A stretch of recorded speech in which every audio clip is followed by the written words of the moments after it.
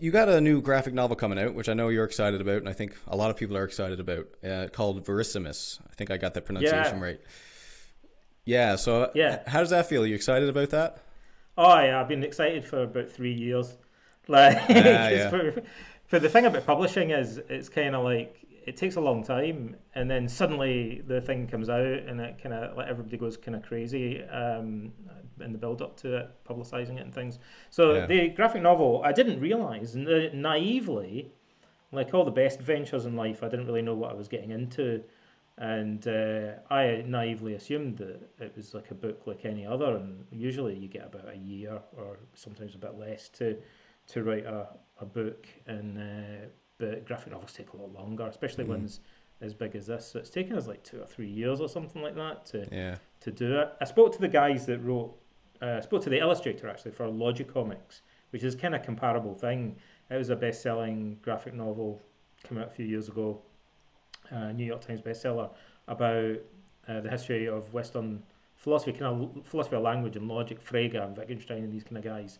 And my kind of jaw dropped in the middle of the conversation when the guy mentioned in passing that Holocaust said that it took them 6 or 7 years to finish it. And I Yeah. thought, oh my god, it's not going to take us like 7 years to do this, is it? Like, so I'm relieved. The feeling it's more a feeling of relief than excitement that it's over with. But I was also writing another book at the same time, which my publisher kind of assured me doesn't not shouldn't happen, and somehow it ended kind of up happening. So I wrote a biography of Marcus Aurelius for Yale University Press, a conventional prose biography, I have to say now.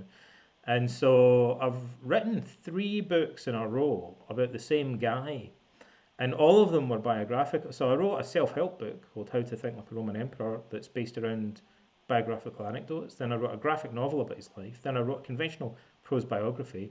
I also wrote a thing about him for the Cambridge Companion to the Meditations of Marcus Aurelius, and also edited and wrote the foreword to the Capstone Classics edition of the Meditations. So I'm kind of all Marcus Aurelius. I've got Marcus Aurelius like overload at the moment. So actually, I've just started writing another book, which is about someone else. My main feeling at the moment is a sense of relief that I'm Yeah. getting to write about a different philosopher for a change. So I'm writing a book about Socrates at the moment. Oh, cool. Well, it's interesting. Socrates, I mean, most people know that name too, but Marcus Aurelius seems to be the way that a lot of people come into Stoicism because he's just so cool, right? You do a bit of research, you're like, holy crap, he's a Roman emperor and somehow a Yeah, Stoic and very humble, and you read his meditations, so it speaks to a lot of people.